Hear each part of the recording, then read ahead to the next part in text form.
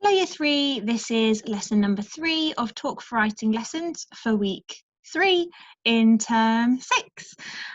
So this finishes our learning about the stories of Madeline. I hope that you've been enjoying them, and before you watch this lesson video, I'd like you to have watched 3 Madeline stories, so you're really knowledgeable about the Madeline stories.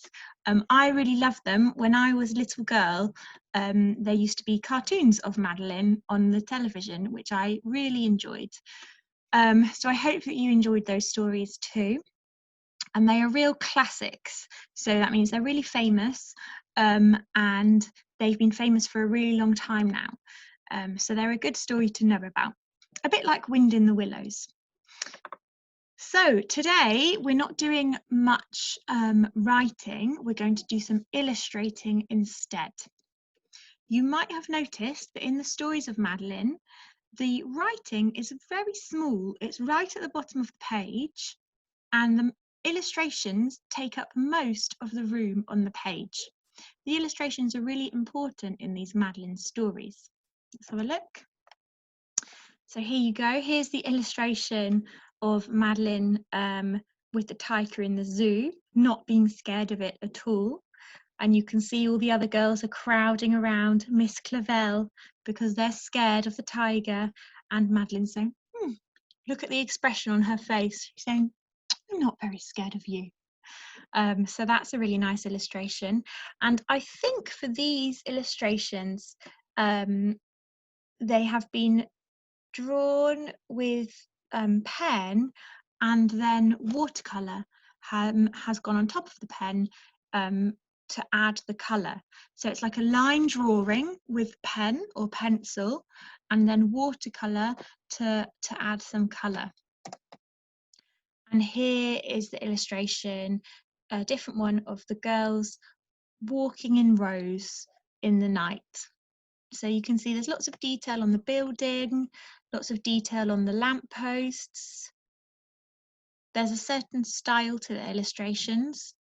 They look a bit like cartoons, but a bit more detailed than most cartoons maybe. So I really like these illustrations. What I'd like you to do is pick one of the poems that you wrote this week. So the first poem you wrote was a rhyming poem, and the second poem you wrote was about Paris. So pick one of them and then lay it out in a book. Now, a way that you can make a book, you have a piece of paper, you fold it in half, then you've instantly got a book. If you have more pieces of paper and you fold them in half, then you have more pages in your book. Okay? So make yourself a book and present your poem inside this book. So think about how you're going to split your poem up. You might want to do one line at a time. This needs to be your front cover. When you open up your book, you might want to do one line of your poem here, one line of your poem here, or you might want to do 2 lines of your poem at a time. But I would like you to draw an illustration that covers almost all of the page. And I would really like you to work hard on these illustrations. Take your time with them, don't rush them. Look at how beautiful the illustrations are in these Madeline books and use that as your inspiration. Maybe you might like to re-watch some of the stories that I've read to remind you of all the different sorts of illustrations there are. And then you'll have made your very own book of poetry, okay, which would be really lovely to see.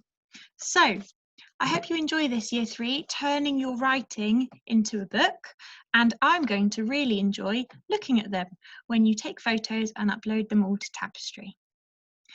Goodbye.